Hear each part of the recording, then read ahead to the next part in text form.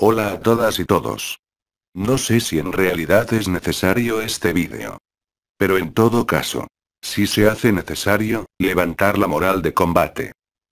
Antes de continuar, quiero decirles que este vídeo está dedicado a la memoria del compañero Perón Vuelve. Ya que nos enteramos que este lunes 20 de abril a las 03:46 horas ha fallecido en su provincia natal, después de una larga enfermedad, que no le impidió continuar con su militancia, a pesar del sacrificio físico que le implicaba. Nosotros, sus amigos y compañeros, continuaremos publicando en su perfil y el Club del 72, 17 de noviembre. Por esta razón este vídeo será publicado en la cuenta de YouTube del Club del 72 y será subido y difundido desde su perfil. Más allá de que escuchen mi voz, el único pedido que él hacía era que debíamos llamar a la reflexión a nuestros compañeros peronistas, tratando de persuadirlos que un kirchnerista no necesita ser peronista para estar en este proyecto nacional y popular, pero sin embargo, ningún peronista verdaderamente peronista podía estar fuera del kirchnerismo. Pensando en cómo podíamos titular este vídeo y cuál debería ser el contenido, decidimos un título que a él le hubiera gustado. ¿Cómo llegamos a la Argentina de hoy 2015? Como dijo la jefa, en su discurso en la séptima Cumbre de las Américas, dirigiéndose al presidente Obama. A mí, me encanta la historia, porque enseña y nos muestra cómo podemos mejorar nuestro futuro. Pero les aclaro, que va a ser necesario, diría imprescindible, contar con la imaginación y conocimientos de cada uno que vea este vídeo, sin la cual, el mismo duraría más de 3 horas. Y no nos gusta dar las cosas masticadas, nos gusta, que como dice la jefa, usen las neuronas, que para algo están. Como este vídeo es también un homenaje, lo hemos realizado incluyendo material que Perón Vuelve tenía pensado subir. Por lo que aclaramos, será más largo que los habituales, pero más esclarecedor.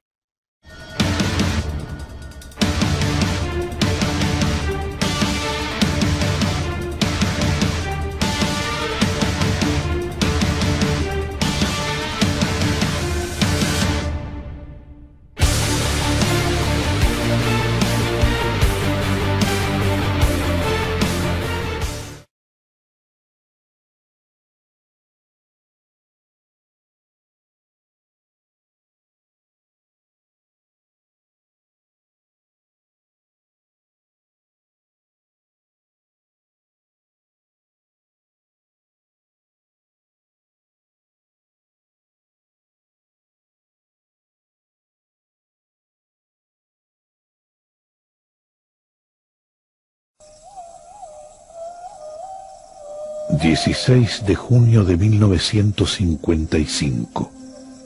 Eran las 12:30. La inocencia de la gente buena poblaba las calles del centro. En la Plaza de Mayo, el hormigueo diario de las horas bancarias no impedía a los niños, a los viejos, jugar con las palomas. Eran las 12:30. El cielo encapotado cubría Buenos Aires. De improviso, como un vómito, el rugido de 30 pájaros de acero hirió las entrañas de las nubes.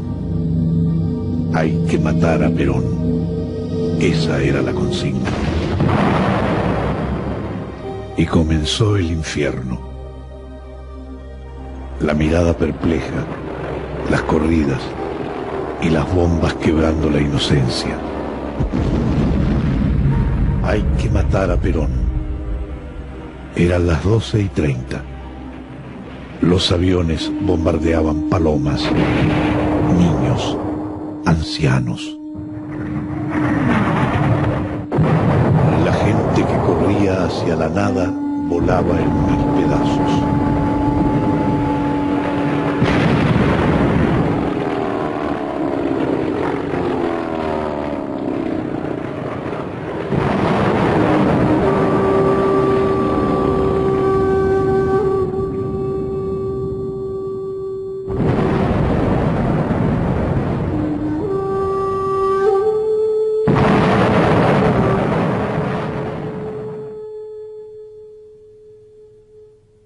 Mutilados, los cuerpos que nunca volverían al hogar inundaban con su sangre las alcantarillas.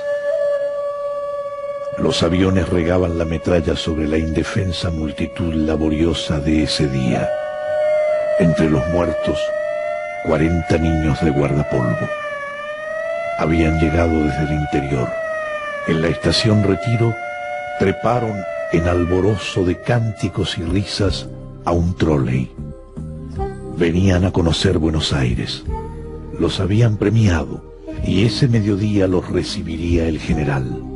Los recibiría la voz que les llegaba a través de los parlantes de la plaza de su pueblo, la voz que los amaba, que los privilegiaba. Ellos lo sabían, lo vivían en la alegría de sus hogares laboriosos, humildes, buenos, en sus mesas bien tendidas, en el orgullo trabajador de sus padres buenos. 40 niños de guardapolvo. Tal vez asombrados al oír el rugido de los aviones, miraron al cielo con orgullo a esos pájaros de acero que venían atropellando nubes. Tal vez pensaron, vuelan para nosotros, esos pájaros son nuestros, es parte de la fiesta porque vamos a ver al general. Nunca llegarían. Pasaron del bullicio a la noche. Estallaron al impacto certero de una bomba que quería matar al general. 380 muertos, sin contar las palomas y la alegría de un pueblo que nunca más sería el mismo. Y la llovizna, mezclada con la sangre, anegaba las alcantarillas. Eran las 16. Con furia demencial, los traidores descargaban las últimas bombas y metrallas sobre el horror de la inocencia.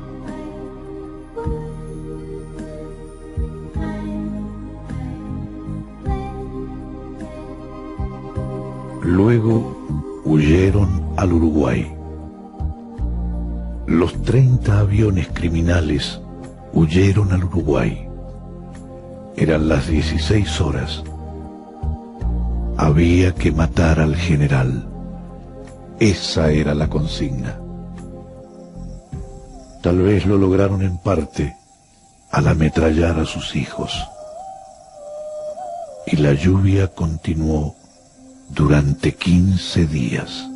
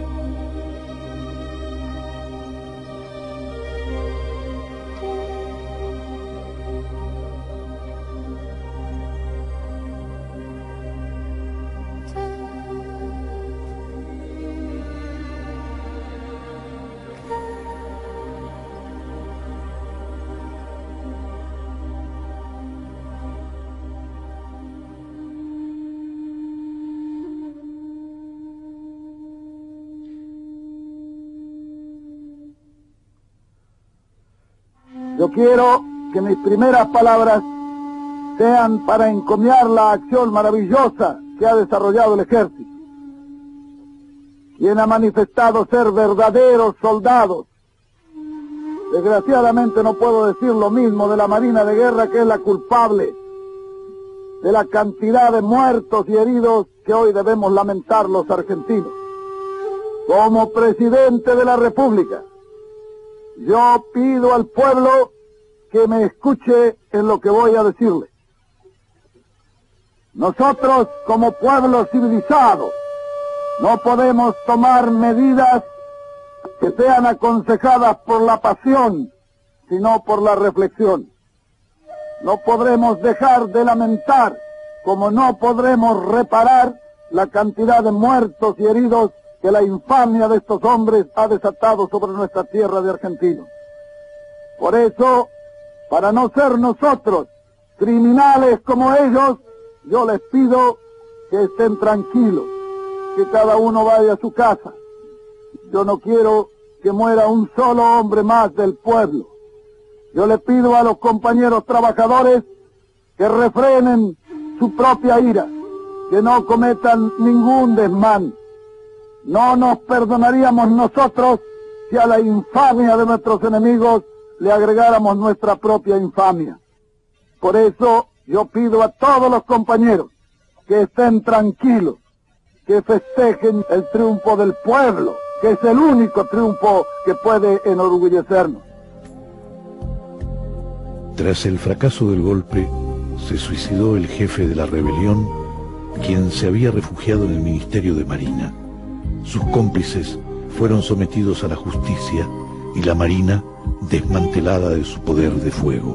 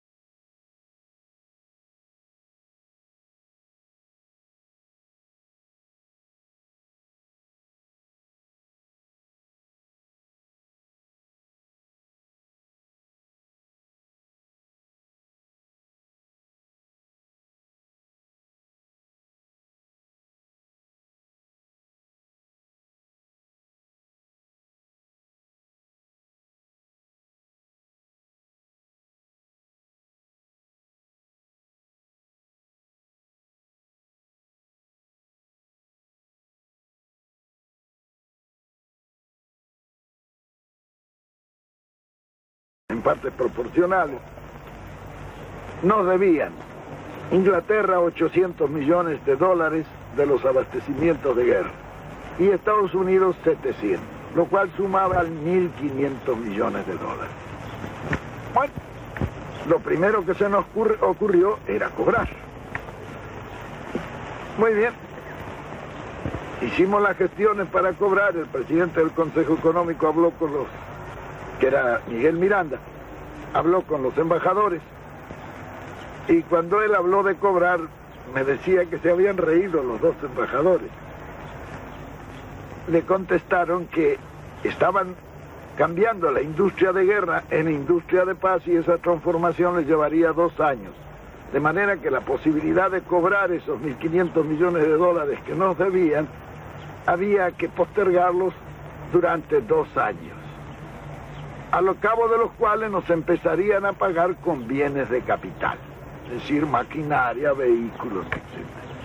Pero nosotros habíamos estudiado ese problema muy bien en el Consejo Nacional de Posguerra. El Consejo Nacional de Posguerra se llamó así porque nosotros estudiamos la forma en que íbamos a evitar que nos hicieran pagar la Segunda Guerra como nos habían hecho pagar la primera. Esta era la primera maniobra, lo de pagar con bienes de capital después de 2 años. Porque la guerra en realidad es un acto de locura colectiva. Es como un individuo que en su casa se vuelve loco y empieza a romper todas las arañas y todo lo que tiene.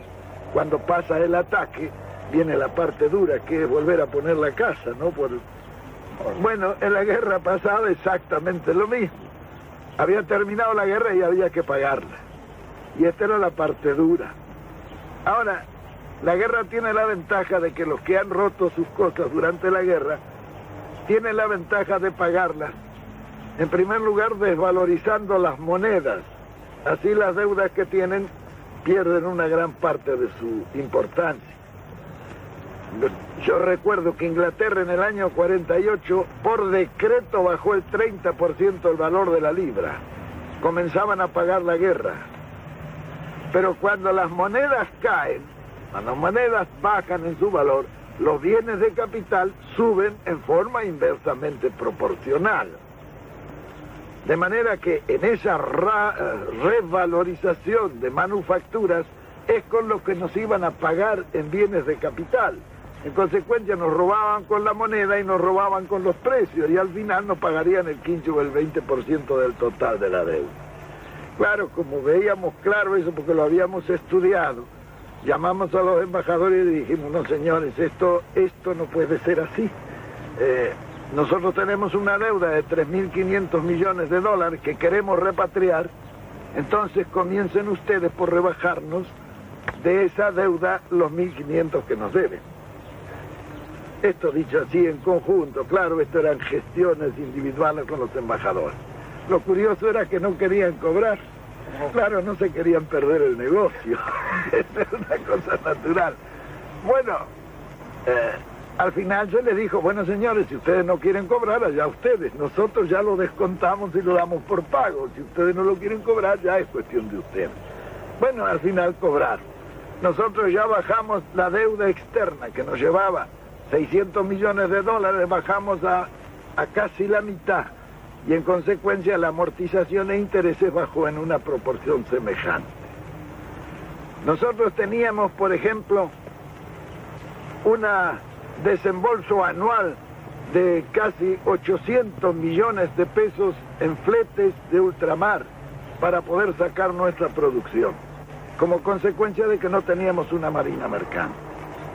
Entonces, yo hablé inmediatamente con Alberto Odero, que era el mejor armador que ha habido en la República Argentina, y le dije: vea, don Alberto, hay que hacer este asunto porque estos 800 millones de pesos deben quedar en la Argentina si transportamos en barcos argentinos.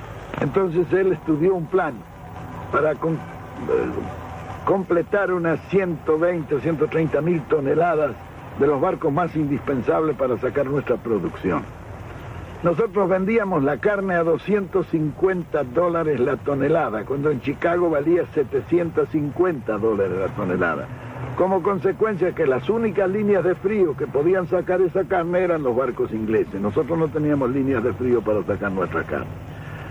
Naturalmente que Alberto Odero tomó inmediatamente en sus manos el asunto, y aprovechando que todos los astilleros, había terminado la guerra y los astilleros estaban sin trabajo, sacamos esos barcos casi a precio de costo, lo que era negocio para los astilleros que podían conservar su personal después de esa paralización. Porque en la guerra estaban fabricando algunos barcos, un barco por día, algunos astilleros.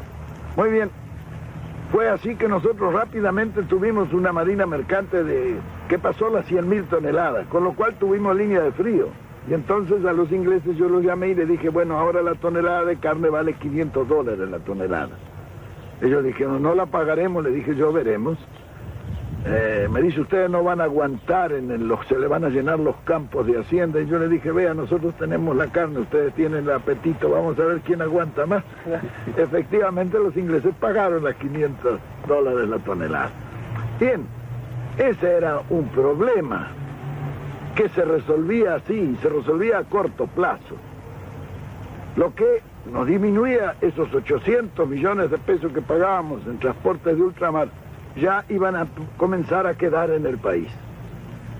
Bien, después fuimos a los servicios financieros que se pagaban casi $1.000 millones al año. En un país de una producción como el nuestro, $1.000 millones representa un negocio ruinoso si uno lo tiene que mandar al exterior en servicio financiero. ¿Para pagar qué?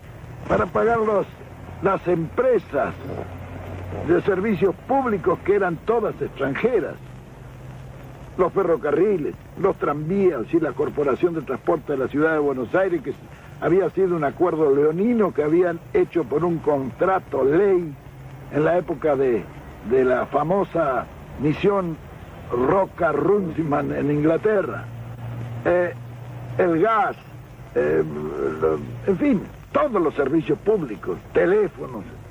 Muy bien, cuando se trató ese asunto, tuvimos una discusión muy grande dentro del gabinete, porque Miranda, un hombre práctico, dijo, esto se compra todo, y entonces dije, bueno, ¿con qué plata? Sin plata, dijo, y efectivamente se compró todo sin plata. Se compraron los ferrocarriles, los teléfonos, se hizo la marina mercante, se compró el gas, los seguros, reaseguros, se nacionalizó la exportación, los depósitos bancarios, en fin. Todas esas medidas permitieron que nosotros bajáramos sistemáticamente los servicios financieros al 10% de entrada. ¿Cómo fue que se compró sin plata, general? Los ferrocarriles. Bueno, por ejemplo, los ferrocarriles se compraron con una habilidad extraordinaria de Miguel Miranda. Él era un comerciante y un negociante hábil. Él hizo correr primero la voz de que nosotros compraríamos los ferrocarriles. Los ingleses, que habían terminado la guerra y andaban un poco pobres, se vinieron enseguida a venderlos. Cuando llegaron, Miranda le dijo, no, nosotros no hemos dicho nada, dice, eso es una cosa, bueno, pero si ustedes los vendieran y nosotros los compraríamos, ¿cuál sería el precio? Y entonces los ingleses, que era el directorio de Londres ya, le dijeron el valor de libros. ¿Y cuánto es el valor de libros? 10.000 millones de pesos argentinos. Miranda lo miró y se rió. Le dice, ¿cómo vamos a pagar 10.000 millones de pesos por fierro viejo? No era fierro viejo. Estaban funcionando cerca de 50 y tantos mil kilómetros de vía con estaciones y en muchas partes una legua a cada lado, que era lo que le habían dado en la concesión inicial. Había pueblos, había 26.000 propiedades de los ferrocarriles. El Dock Sud, el puerto de Buenos Aires, era de los ferrocarriles ingleses. Muy bien, claro, se siguió negociando. ¿Cómo se hizo este negocio? Bueno, Miranda empezó a regatear. Los ingleses estaban duros, porque para negociar los ingleses son muy hábiles y muy duros. Hasta que bajaron a 8.000. Y Miranda siempre decía, no es posible. Los ingleses ya habían estado muchos días en Buenos Aires y se querían ir. Bueno, y un día cometieron un error. Lo vieron a Miguel Miranda y le dijeron, vea, si ustedes nos pagan 6.000 millones por los ferrocarriles, nosotros le depositamos a usted y a Perón en un banco que ustedes nos indiquen 100 millones de dólares. Al día siguiente, claro, estos negocios se hacen así.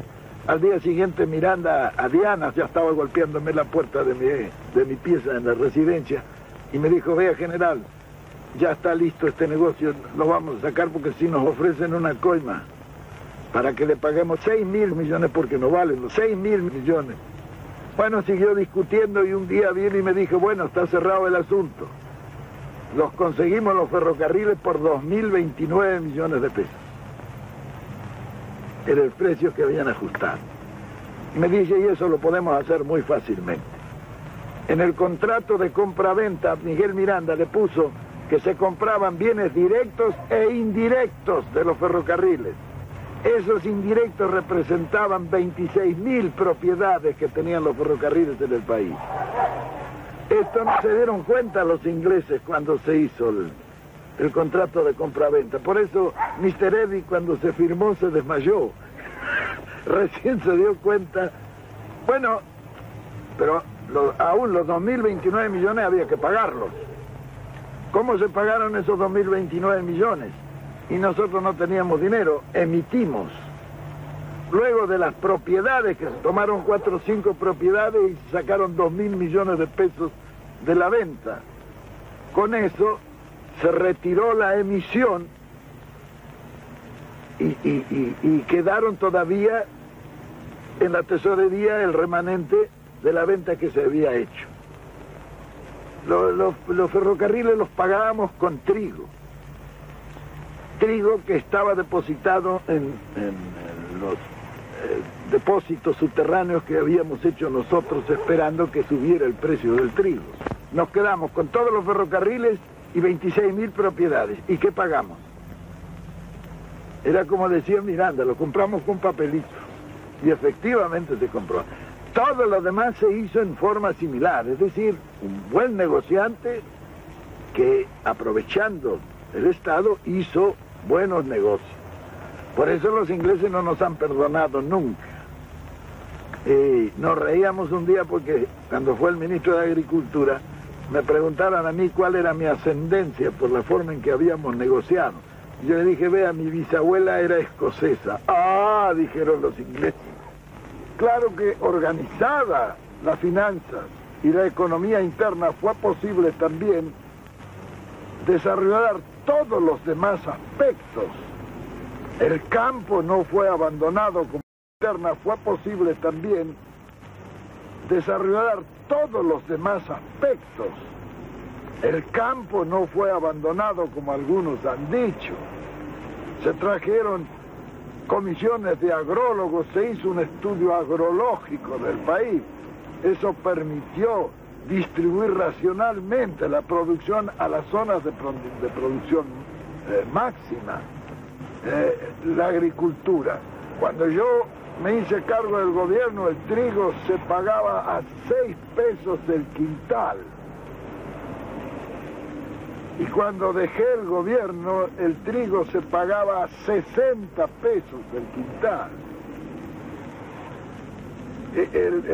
Hubo chacareros que compraron el campo con el beneficio de una sola cosecha.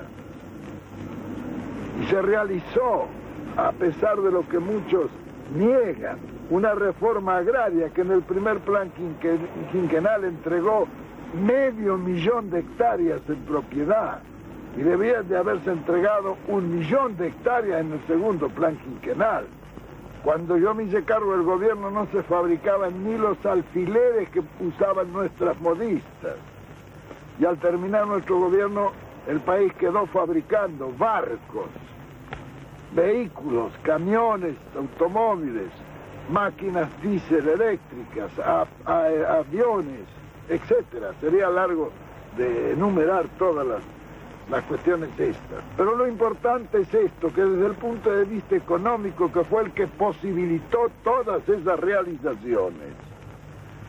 Cuando en 1955 cayó el gobierno justicialista, el Estado económico que lo había recibido con 3.500 millones de deuda externa, de dólares, de deuda externa, lo dejó por primera vez sin deuda externa. Nosotros habíamos repatriado totalmente la deuda. Y entre esas repatriaciones de la deuda, yo recuerdo que pagamos las últimas entregas del empréstito Baring Brothers, que consistió en 1.000.000 de libras. Y cuando pagamos nosotros la última entrega, se habían pagado por ese 1.000.000 de libras 12 millones de libras. Así eran todos los... ¿Cuándo se había firmado ese empréstito? En la época de Rivadavia. Bien, imagínense ustedes lo que representaban los empréstitos de 1 millón de libras que se pagaban 12 millones. Claro, desgranados a lo largo de todo el tiempo de existencia de la República Organizada. Y yo recuerdo que en la primera concentración que hubo en la Plaza de Mayo, yo dije que me cortaría la mano antes de firmar un empréstito.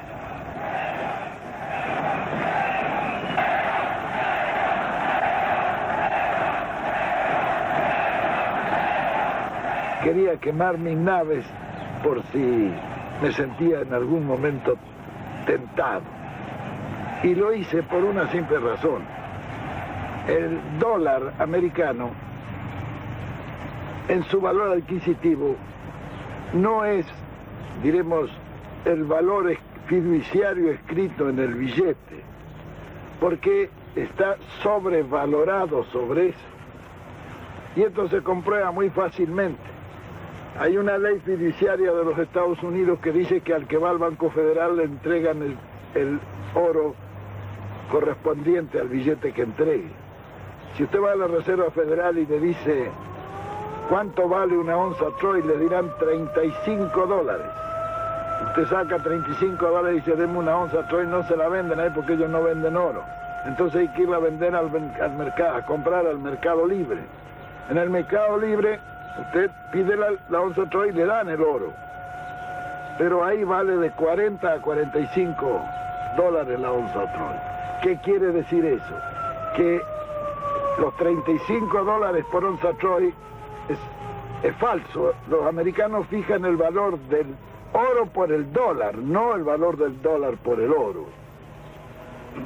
Si usted hace un empréstito en los Estados Unidos, supongamos de 100 millones de dólares, ya al firmar el empréstito usted va perdiendo el 25% por la sobrevaloración de la moneda. Porque el valor adquisitivo de una moneda no es el valor fiduciario escrito en el billete, sino el oro que representa. Ahí pierde el 25%. Pero, como no le dan dinero, menos oro, usted está obligado a comprar en los Estados Unidos, prescindiendo de la licitación internacional. En el interior de Estados Unidos no se puede hacer licitación porque están los cárteles que fijan los precios que no bajan. Entonces eso lo tiene que hacer efectivo por precio de catálogo, que normalmente es el 15% más que el precio de licitación. Entonces, a ese 25% que perdió, tiene que agregarle un 15% y ya son 40% que lleva perdido de esa empresa. Como por una ley debe sacar la mitad de esa mercadería en barcos americanos, usted ya pierde en transportes, en sus transportes pierde otro 5%, y como ha de hacer seguro en puerto de embarque, pierde otro 5% que no va a las empresas del país. Y con eso ha perdido el 50% del empréstito. Ese 50% del empréstito, al hacerlo efectivo, tiene otra cantidad de filtraciones. De manera que el país recibe como beneficio un 30 o 40% del empréstito. Pero después el pueblo tiene que pagar los 100 millones de dólares más el interés. ¿Cómo se pueden hacer empréstitos en esta forma? Es lo que ocurrió desde el primer empréstito que se firmó. Natural, ¿no? Y con todos los empréstitos que han hecho ahora. Todos los empréstitos que se han hecho ahora han pasado por este proceso. Bien, siguiendo con nuestra cuestión. Claro, cuando resolvimos esos y muchos otros problemas que sería largo enumerar, prescindimos de las formas de asalto con que nos han estado tratando los imperialismos durante un siglo y medio.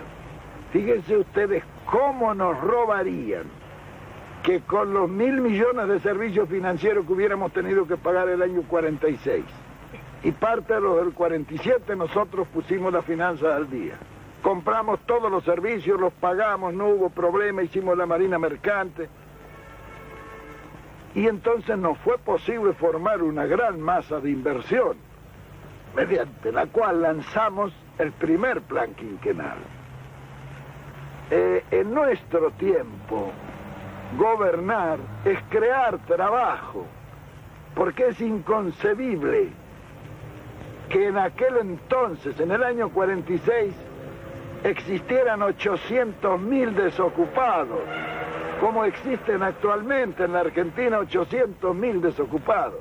¿Cómo puede explicarse que en un país que está todo por hacerse haya 800.000 personas que no pueden trabajar? No es obligación del gobierno crear eso. Muy bien, fue así. Por el contrario, cierran todavía las posibilidades. Natural.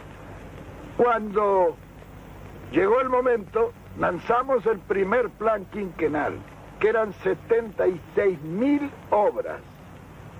Indudablemente, al lanzar esas 76.000 obras, todo se puso en movimiento, el país rompió la inercia. Se puso en marcha en plan de desarrollo, pero un desarrollo planificado. La primera consecuencia fue que esos 800.000 desocupados se ocuparon en 2 o 3 meses. Cuando se ocuparon los 800.000 desocupados, los salarios subieron solos, porque cuando hay plena ocupación, el salario no hay que impulsarlo, sube solo. Claro, cuando subieron los salarios, el poder adquisitivo de la masa popular, que es el verdadero consumo, se multiplicó varias veces. Al multiplicarse y subir el consumo, eso tonificó inmediatamente al comercio, que se atresó para satisfacer la demanda de ese consumo multiplicado. Eso demandó a la industria la transformación necesaria para la distribución por el comercio. Y en consecuencia la industria se puso en marcha. Y todo el mundo comenzó a pensar en el desarrollo industrial, porque no es cuestión de hablar de un desarrollo siempre teóricamente y en los papeles. El desarrollo es como el apetito que viene comiendo, hay que empezar a hacer. Entonces, pero hay que crear las condiciones de que eso sea un proceso fatalmente provocado por otro proceso al cual está encadenado. Tan pronto se puso en marcha la industria y comenzó a necesitar materia prima, la producción hubo de abastecérsela. Y así el ciclo de la producción, la transformación, la distribución y el consumo quedaron, diremos, en proceso de progreso, de aumento. Naturalmente que la habilidad nuestra no fue otra que mantener esos 4 factores del ciclo económico bien nivelados y armónicamente promovidos. Y cuando se mantiene el equilibrio en ese ciclo económico y se desarrolla el trabajo, nos permitió pasar de una economía de miseria a una economía de abundancia. Algunos dicen que nosotros tuvimos una situación privilegiada de posguerra. No, mentira. Todo lo que nosotros hicimos fue lo que creó 10 años de abundancia y 10 años de felicidad para el pueblo argentino.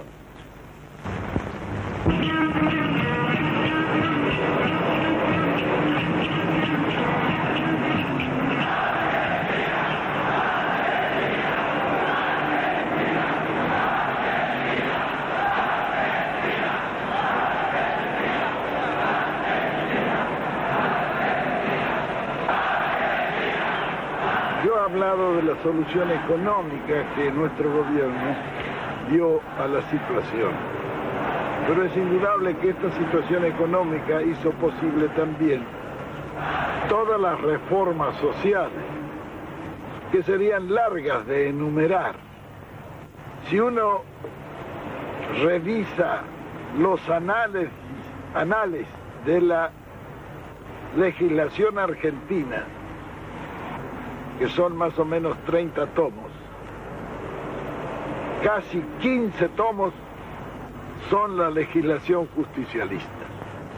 En esa legislación justicialista el acento está marcado precisamente hacia el pueblo y dentro del pueblo a la clase trabajadora. Por primera vez en la historia sindical argentina se conformó una organización y se dio un estatus legal y constitucional a esa legislación que permitió la organización de toda la clase trabajadora argentina. Hasta 1946, el sindicato era una asociación ilícita y era porque había un fallo de la Suprema Corte que declaraba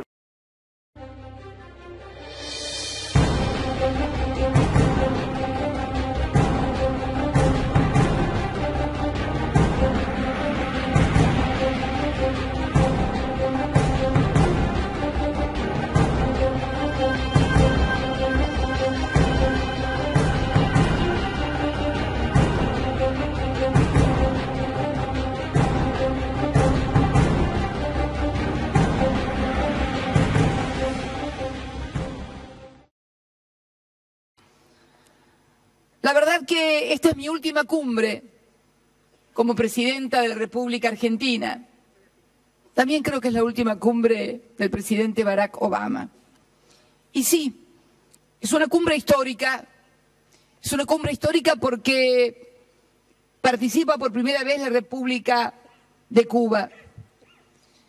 Curiosamente, nos enteramos de este acercamiento en mi país cuando estábamos celebrando la cumbre del Mercosur el 17 de diciembre del año pasado, en la cual se anunció que iba a haber un diálogo simultáneo entre el presidente de los Estados Unidos y el presidente de Cuba, Raúl Castro. Pero por favor, no nos confundamos. Yo sé que el presidente Barack Obama lo acaba de decir, no le gusta mucho la historia o le parece que no es importante. Yo creo que la historia a mí me encanta. A mí me encanta porque además me ayuda a comprender lo que pasa.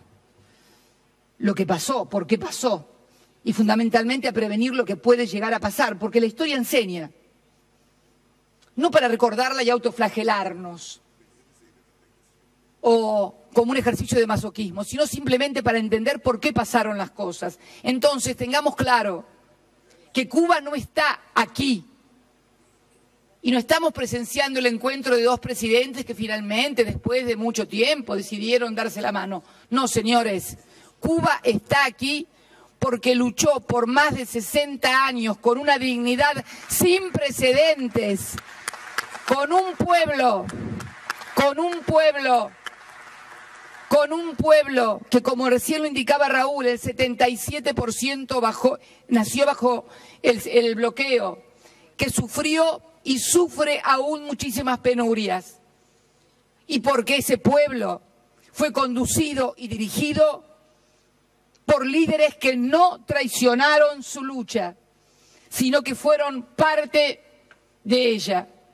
No por ello debemos dejar de valorar, como lo hemos hecho y así lo he manifestado, en forma absolutamente positiva, la decisión del presidente Barack Obama de iniciar el diálogo, de que sea bajo su presidencia que se inicie el diálogo. Es una actitud positiva y la valoramos. Y la verdad que estábamos muy contentos de venir a esta cumbre de las Américas a producir y a presenciar, más que a producir, este hecho histórico de el triunfo de la Revolución Cubana, porque el verdadero triunfo de la Revolución Cubana es este que hoy estamos viviendo aquí. Y estábamos contentos porque, bueno, digo, voy a participar como presidenta en la última reunión en un hecho histórico. Y en eso estábamos cuando de repente surge o se firma un decreto en donde se declara a la hermana República Bolivariana de Venezuela como amenaza para la seguridad de los Estados Unidos de Norteamérica. Les confieso a todos mis colegas que cuando escuché la noticia dije, no, debe haber un error. Debe ser que no están de acuerdo con las políticas, que condenan las políticas. Y no, me trajeron la orden.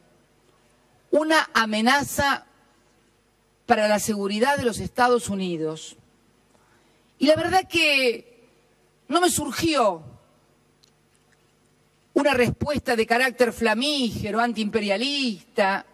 Lo primero que hice fue reírme, porque realmente resulta absolutamente inverosímil, casi rayano en lo ridículo, no solamente Venezuela, sino cualquier país de nuestro continente pueda resultar una amenaza para la mayor potencia del mundo. Más allá de la idea que se tenga acerca de Estados Unidos, no podemos dejar de desconocer que es la mayor potencia militar, económica, financiera y científica, con un presupuesto de 640.000 millones de dólares. 640.000 millones de dólares, que de paso, y agrego así como al pasar, deberían hacerlos más efectivos para combatir el narcotráfico y la inmigración ilegal, porque con tanto presupuesto no se entiende cómo no se puede combatir al narcotráfico y hay 11 millones de indocumentados. Pero siguiendo con el tema, le preguntaba anoche a Nicolás Maduro, ¿cuánto es tu presupuesto militar? Y creo que me dijo 1.000 millones, 2.000 millones de dólares, un poquito más. ¿Cómo puede entonces concebirse que la mayor potencia del mundo pueda considerar una amenaza a la República Bolivariana de Venezuela? Es más, escuchaba el discurso o las explicaciones del presidente Barack Obama a sus propios compatriotas luego de firmar el día 2 de abril el acuerdo con Irán acerca de la materia nuclear, conjuntamente con los otros integrantes del Consejo de Seguridad más Alemania, explicarle a sus propios compatriotas que debían sentirse seguros porque Estados Unidos era el país más poderoso del mundo y que Irán apenas contaba con un presupuesto de 30.000 millones de dólares, mientras que Estados Unidos contaba con un presupuesto de más de 600.000 millones de dólares. Es una sinrazón y es realmente una pena. Presidente Obama, no sé si estará presidente o se habrá retirado, no alcanzo a ver, tendría que ponerme los anteojos si no tengo ganas. No está, no importa, alguien se lo contará. Es una pena, realmente, que tal vez producto de negociaciones internas en su país, porque sabemos también que no las tiene fácil, sabemos también de los sectores más reaccionarios, que lo acorralan, que le piden cosas, sabemos de la negociación política que tiene que llevar a cabo con varias dificultades, pero realmente, si querían enfrentar a Venezuela, deberían haber encontrado otra forma, porque en realidad nadie puede creer esto, como nadie puede creer que el Reino Unido haya declarado también una amenaza a mi país, la República Argentina, respecto de nuestro propio territorio, que son las Islas Malvinas.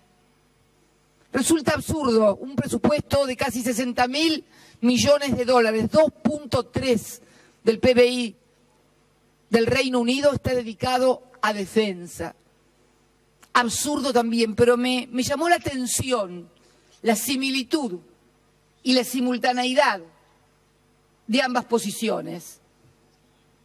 Y me llama la atención porque han gobernado mi país dictaduras terribles que acabaron con la vida de miles de argentinos y que fueron precisamente las que decidieron la guerra de Malvinas en 1982. Y sin embargo, con ellos se tuvo siempre relaciones, casi diríamos cordiales. Por eso digo que es una pena que esta cumbre se vea ensombrecida por esa decisión y pedimos, junto a los demás hermanos países, que ese decreto sea dejado de lado, pero no por una cuestión, miren, no voy a apelar ni a la soberanía, ni a discursos lacrimógenos, simplemente apelar al sentido común. Decía el líder que fundó mi movimiento, el general Perón, que se vuelve de cualquier lugar menos del ridículo. Y la verdad que resulta absolutamente ridículo considerarnos a cualquiera de nosotros una amenaza.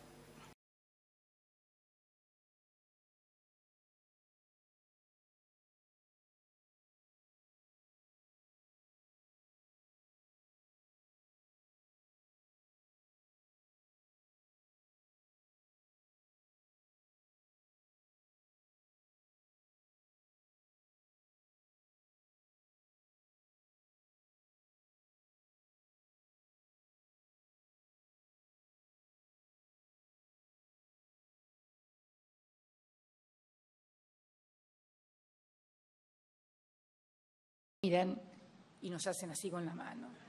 Bueno, y yo recordé ese momento, que en ese momento no estaba tan sonriente, ni alegre, ni predispuesta como estoy hoy.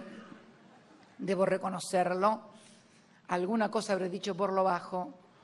Y retorné a este momento.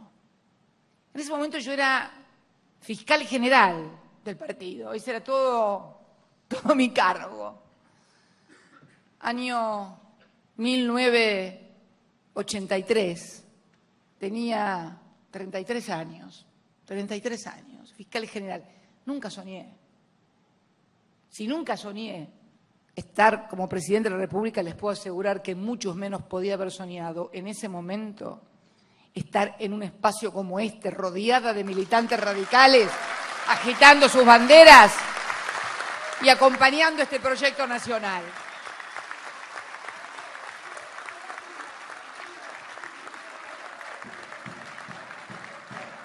Y la verdad que esto te marca la densidad de la historia argentina, la profundidad, la intensidad de la historia argentina, de lo que hemos transcurrido en estos años de democracia de 1983 a la fecha, como decía Leopoldo, los dos partidos que signaron el enfrentamiento prácticamente durante más de la mitad del siglo XX, las tensiones entre ambas fuerzas políticas, dentro de las propias fuerzas políticas, los sectores que pugnaban hacia un lado y cómo vencían los sectores de un lado y del otro, y entonces partidos nacionales y populares y democráticos. Nosotros incorporamos el concepto de democracia más tarde, es cierto. Nos decíamos nacionales y populares y mirábamos con cierto dejo de sorna e ironía el tema de las democracias. Yo recuerdo también, y déjenme recordar un poco, porque mañana van a decir estaban nostalgiosos. No estamos nostalgiosos. Después vengo por el presente y por el futuro. Pero ¿saben qué? ¿Saben qué? No se puede entender el presente y mucho menos construir el futuro si no conociste y viviste el pasado en este país.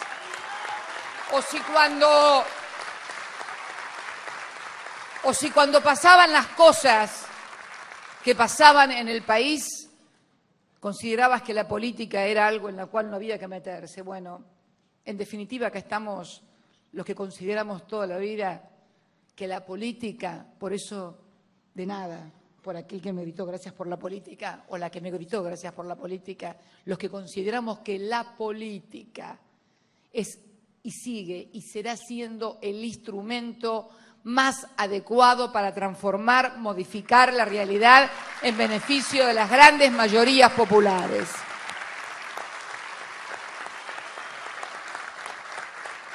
Y les decía, por eso es importante recordar la historia, no porque seamos nostalgiosos, sino simplemente para no volver a cometer los mismos errores. Por eso el concepto de nacional y popular se une indisolublemente al de democracia, al de democrático. No somos únicamente nacionales y populares, somos nacionales, populares y democráticos.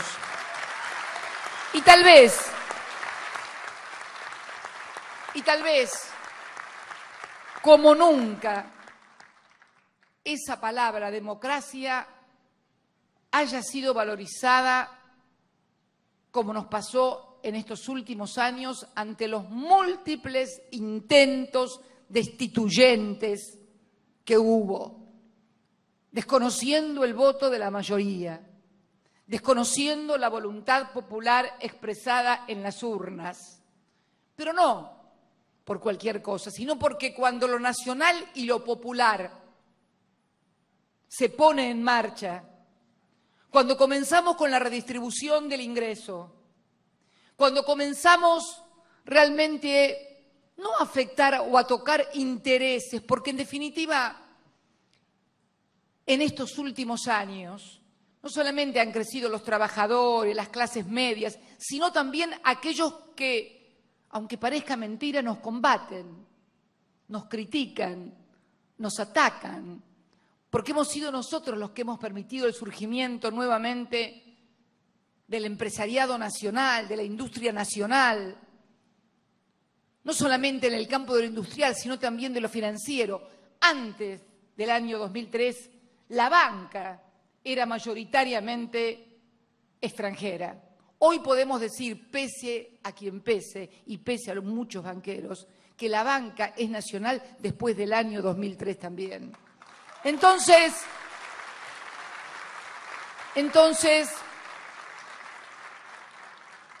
debo decir también que estar acá no me cuesta porque desde muy joven conviví con mi padre radical, balvinista. Decía que Alfonsín era amigo de izquierda, no le gustaba mucho, así que imagínate lo que podía decir de nosotros.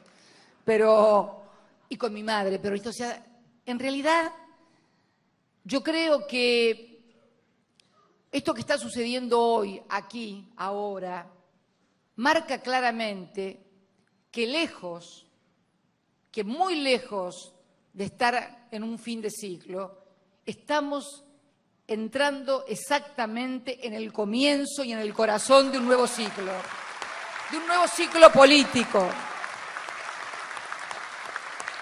Si se me permite, yo creo que el verdadero fin de ciclo político en la Argentina, porque la Argentina ha tenido muchos ciclos políticos, desde el siglo XIX, signada por el enfrentamiento entre unitarios y federales, que en definitiva también era el enfrentamiento entre lo nacional y popular y lo centralista y con visión marcadamente extranjerizante, bajo el nombre de unitarios. Luego surgió el irigoyenismo, como la lucha contra el régimen, para lograr la expresión del voto popular. Y luego durante la década de los años 50 estuvo esa tensión entre peronismo y radicalismo, pero también debemos hacernos cargos nosotros, los peronistas, que en la década de los 90 y bajo el signo de nuestro partido se llevaron a cabo las políticas neoliberales más terribles de las que se tenga memoria. Y de eso nos tenemos que hacer cargo también. Creo entonces que, y no pasa por una cuestión de autoflagelación, que cada uno de los partidos nacionales y populares recuerde su historia, su fracaso, sus frustraciones, sus ilusiones, sus esperanzas. Al contrario, ayuda a sanar. Ayuda a sanar porque ayuda a darte elementos para construir algo nuevo.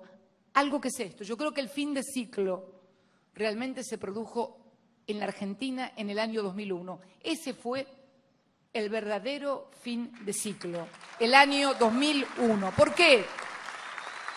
Y fíjense que en eso hasta la Argentina fue adelantada, porque hasta para reventar somos adelantados nosotros. Reventamos antes que el resto del mundo. Hoy vemos un mundo en condiciones muy similares a las que tenía la República Argentina en el año 2001. Altísimo nivel de endeudamiento. Hablaban ustedes en el documento de que el desendeudamiento, el terminar con el flagelo, con esa espada que impedía el crecimiento, que era la deuda externa, hoy es un problema en los mayores países del mundo, el altísimo nivel de endeudamiento, el mismo que nosotros teníamos allá por el año 2003, un 150, un 160% del PBI. Bueno, esa explosión fue en el año 2001. Sería injusto creer que el año 2001 fue el resultado de la explosión de 2 años de gestión de un sector político. Fue la acumulación de un proceso de desindustrialización, de un proceso de atacar nuestra economía que tampoco ni siquiera empezó en los 90, que empezó, si tengo que marcar una fecha precisa, el 24 de marzo de 1976, cuando empezó la gran destrucción de la República Argentina. Y esto impactó porque no se puede atravesar a argentinos, compatriotas, una tragedia como la que vivimos los argentinos entre 1976 y 1983 y salir indemnes, y salir alegremente a gobernar o a gestionar. No, es imposible. Si pudiéramos hacer eso, estaríamos para el psicólogo. La Argentina sufrió las consecuencias de lo que nos pasó en esos años. Una de ellas, instalar el miedo en la sociedad a cualquier intento de cambio. El posibilismo. El que si hacías tal cosa se venía el mundo abajo. El que no se podía decir no al Fondo Monetario Internacional porque entonces te caía la espada de Damocles en la cabeza y se acababa todo gobierno. Y fíjense qué curioso, antes de venir acá, que siempre me están dando cables permanentemente, mi gente de la Secretaría de Informaciones, acaban de anunciar que acaba de ser detenido y puesto preso por lavado de dinero el exdirector general del Fondo Monetario, Rodrigo Rato, y ex vicepresidente económico del gobierno de José María Aznar. Preso por lavado de dinero, los que nos venían a decir a nosotros cómo teníamos que dirigir, manejar la economía. Es más, los que aún se atrevían a hablar de corrupción en la política argentina. Miren si no hay fin de ciclo. Miren si no hay fin de ese ciclo y comienzo de este. Un fin de ciclo en el año 2001 de políticas neoliberales y de partidos también donde pujaban por apoderarse de los partidos populares para de allí dirigir. Y lo pudieron hacer, vaya que lo pudieron hacer. Lo pudieron hacer por eso que nos había pasado, por el posibilismo. Para colmo, a los 6 años de venir a la democracia se cae el muro de Berlín.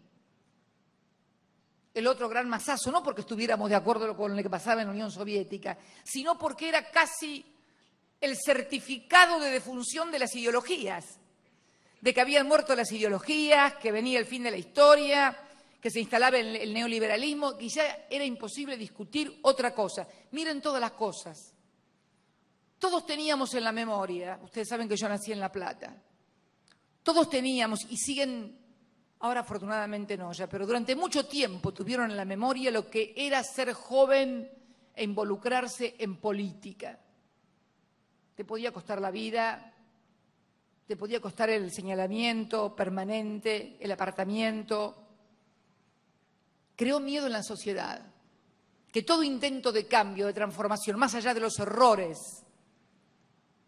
que se cometió como generación en aquella época, que es diferente a los errores u horrores que hicieron otros, porque en definitiva esa generación pagó con su vida los errores y los horrores.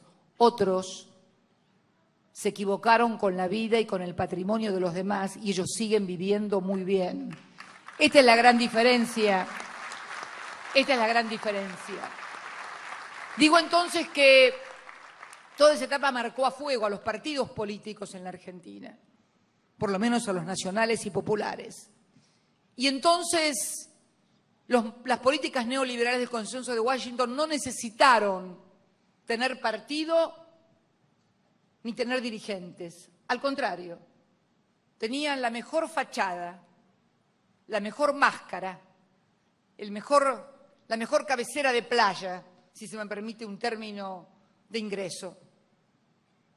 ¿Qué mejor que el peronismo? ¿Qué mejor que ese partido de historia popular? ¿Qué mejor que el partido del general Perón y de Evita llevando a cabo estas políticas? Esto fue lo que nos pasó. Y fue lo que pasó después también, cuando desprendimientos de nuestro partido conformaron con el sector más conservador también del otro partido, lo que vino después, y finalmente terminó viniendo el mismo hombre circular. No voy a nombrarlo, ya saben de quién estoy hablando. No voy a nombrarlo, pero es circular. Es circular. Y hoy leía en el diario La Nación, en un congreso que hubo de economistas organizado por grupos de empresarios, que alguien decía que necesitábamos a este hombre más 200 más como él para organizar el próximo gobierno. ¿Sí? Estas cosas no solamente se dicen, sino lo que es mucho peor, se piensan. Y algunos la piensan ejecutar y no se animan a decirlo porque si no, no los votaría nadie. Esta es la otra cuestión también. Y digo que es circular, y digo que este hombre fue circular, porque si uno ve la historia, terminó estatizando toda la deuda privada con la dictadura. Privatizó durante los 90. Y luego, en el 2000, vino a recoger la plata bajo la forma de megacanje, blindaje y otras cosas más que se habían colocado a tasas usurarias en dólares en un mundo donde el depósito en dólar se pagaba al 2%, acá se pagaba al 14%, al 15%, lo trajeron para hacer la retirada. No es que el Fondo Monetario nos soltó la mano, es que nunca nos tuvo de la mano, siempre nos tuvo con la pata arriba de la cabeza de los argentinos, nunca nos soltó de la mano. De ese apenas 22% de los votos, si renuncia obviamente le correspondía ser presidente, como realmente lo fue, a esa legalidad la vamos a llenar de legitimidad al gobernar a favor de las grandes mayorías. Y eso nos va a dar la fuerza, porque en definitiva la fuerza de un gobierno, por supuesto que la fortaleza la da un 54% robusto, un 50% robusto, por supuesto que es muy bueno ganar las elecciones, pero ahí tenemos el ejemplo tan cercano en el 2001 del 50% de los votos, o un poco más, unas pocas décimas más, casi un 51%, y al poco tiempo deslegitimado. Y la inversa, un 22% de los votos y al poco tiempo legitimado. Este ejemplo te demuestra que en realidad, en la Argentina, lo que importa, no ya para administrar o gestionar, la palabra que es buena, es linda, pero a mí me gusta hablar de gobernar. Pero tampoco alcanza con gobernar. Hay que aclarar para quién y cómo vas a gobernar. Y yo creo que esto es el concepto de legitimidad que comenzamos a construir desde ese 25 de mayo del año 2003. Y con banderas que tal vez muchos creían que no existían en la sociedad argentina. Si vos hacías encuestas, porque en eso debo reconocerle algo a Néstor, le importaba un pito lo que dijeran las encuestas. El tipo gobernaba e iba de acuerdo a las ideas, a las convicciones y a los intereses, fundamentalmente, porque nuestra experiencia juvenil de militancia nos organizó la cabeza, como lo dijo él, para no dejar las convicciones en la puerta de la Casa de Gobierno, pero también nos organizó la cabeza para saber que teníamos que gestionar, que gobernar de acuerdo a los intereses, que eran intereses poderosos, que había que enfrentarlos y que había que construir mucha legitimidad y que se podía hacer. Y yo creo que esta es una de las claves también de gobernar. Y esta etapa que estamos viviendo hoy en la Argentina, que es una etapa que nos miran y admiran desde el mundo. ¿Cómo hicimos para desenroscarnos del nudo de la deuda externa sin acceso al mercado de capitales? Lo hicimos porque superamos una contradicción como aquella de mercado interno o exportaciones, importaciones. No, las dos cosas. ¿Y por qué? Porque veíamos que los grandes países exportadores de la doctrina del libre comercio y exportadores de sus productos desarrollaban fuertes mercados internos previamente a conducirse y a comportarse como países o como potencias. Y entonces necesitábamos terminar con ese falso dilema de mercado interno, los dos, exportaciones y mercado interno. Terminar con el falso dilema de primero hay que crecer para después distribuir. No, primero distribuir, que cuando distribuís, después crecés. Falsos dilemas. Distribuir y crecer. Si la industria o el campo, pero hasta esas cosas nos metieron en la cabeza. Y las recitábamos. ¿Cómo que industria o campo? Las dos cosas necesitamos. Porque para industrializar algo, primero tengo que sacarlo de la tierra, sea bajo la forma de algo orgánico, inorgánico, material, elementos, petróleo, minerales, alimentos. Primero tengo que sacarlo de la tierra. De la nada no se construye nada. Y ahí también advertimos que faltaba una materia pendiente en la República Argentina, que era la ciencia y la tecnología. Nosotros, que siempre tuvimos el mote del libro sí, o de libros no, alpargatas sí, libros no. También tuvimos el desafío, nos dimos el desafío de poner sobre la mesa como uno de los pilares fundamentales de esta Argentina la ciencia y la tecnología. Y cuando fundamos ARSAT, nos votaron en contra y decían, ¿para qué queremos satélites? Dijo uno que es candidato. Mirá vos, ¿cómo que para qué queremos satélites? Después sí, cuando lanzamos el ARSAT 1 estaban todos aplaudiendo. ¿Pero para qué estábamos construyendo satélites? Porque necesitamos además industria, campo, ciencia y tecnología, investigación, innovación y desarrollo. Por eso repatriamos científicos, por eso volvimos a darle al CONICET toda la fuerza que tiene que tener. Por eso necesitamos capacitar nuestros recursos humanos, nuestro pueblo, que es lo más que tenemos. Escúchame, todos los que estamos sentados en esta mesa, empezando por la que habla, somos hijos de la Universidad Nacional, Pública y Gratuita. La educación, otro de los pilares que también pusimos en marcha, no ya en los grandes centros universitarios en los cuales nos recibimos, sino comenzamos también a llevar la universidad al conurbano, a las provincias, para aquellos que no podían, porque, Kirchner pudo costearse, el padre pudo pagarle venir a La Plata, si no se hubiera perdido, mirá a quién se hubiera perdido, si no lo hubieran podido costear, y yo me lo hubiera perdido a él también. Pero terminar con esta dicotomía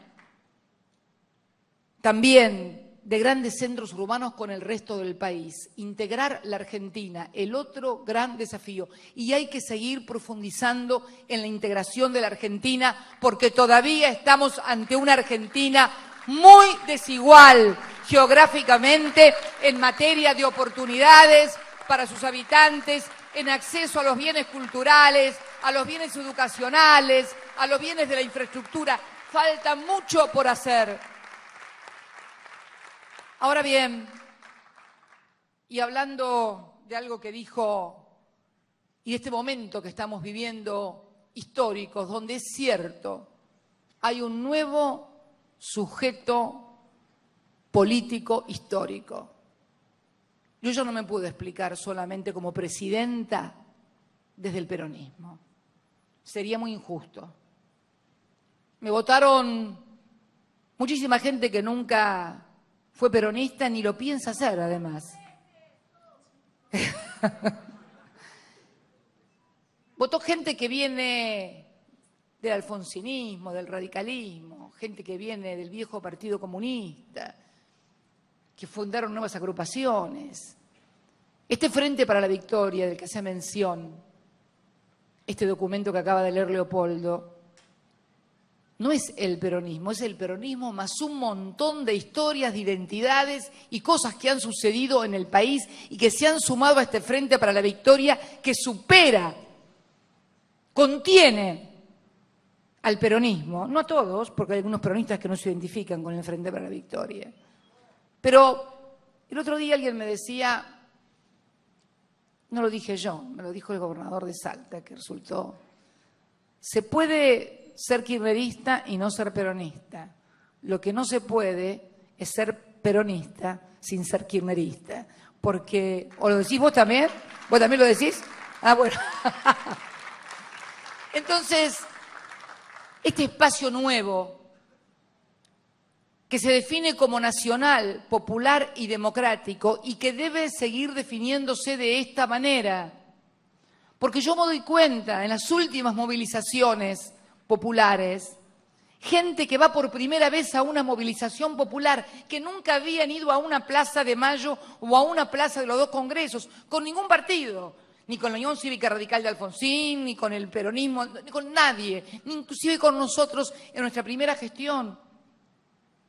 Y que se incorporaron ahora después porque, claro, mucha gente desconfiaba de la política y que tenía para creer primero que ver, y vieron. Y fundamentalmente, este fenómeno sociológico se da entre los más jóvenes, porque los más jóvenes habían sufrido muchas frustraciones. Venían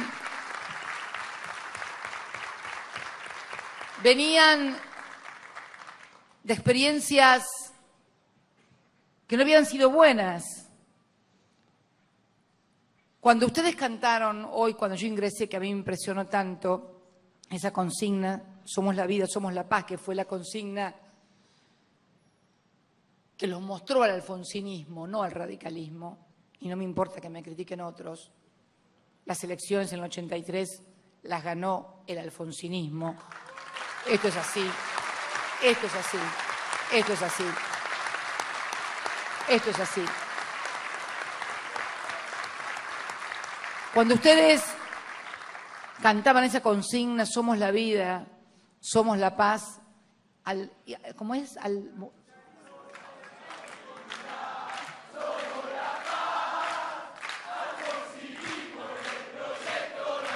Ahí está, ahí está, en el proyecto Somos la vida y somos la paz. Somos el alfonsinismo en el proyecto nacional. Y ahí está la definición de todo este documento cuando habla de ampliar fronteras, nacional, popular y democrático. Y yo me dirijo a todos mis compatriotas en este momento. Todo aquel, y olvídese si no tiene afiliación partidaria o si alguna vez firmó una ficha y después la rompió lleno de bronca, por frustraciones, olvídese de todo eso. Si usted es nacional porque cree que tenemos que tener políticas que se diseñen en la Casa Rosada, donde reside el que o la que es votada mayoritariamente por el pueblo, si tenemos que tener nuestras propias políticas nacionales sin subordinación a los dictados del Fondo Monetario Internacional, si no podemos hacer lo que se le ocurre a un juez en Nueva York dictaminando pagar 1.700% en un caso de usura internacional a los fondos buitres. Si además se cree que tenemos que tener una política de relaciones con el mundo, porque el mundo ya no es unipolar, el mundo es multipolar, plural, diverso y complejo, sobre todo muy complejo después del 2001, porque, compatriotas, hasta el 2001 en este mundo discutíamos ideas. Hubo guerras por ideas, es cierto, pero a partir del 2001 entramos en un mundo más complejo, en donde ya las guerras no son por ideas, sino que casi como con el cangrejo retrocediendo, comienzan a darse conflictos interreligiosos, raciales o étnicos. Es un mundo mucho más complejo, que afortunadamente no nos toca como continente, pero en el cual muchas veces nos arrastran o nos quieren arrastrar de un bando o del otro. Y acá, voy así, levantar la posición histórica de Irigoyen y Perón. Tercera posición, que es, por sobre todas las cosas,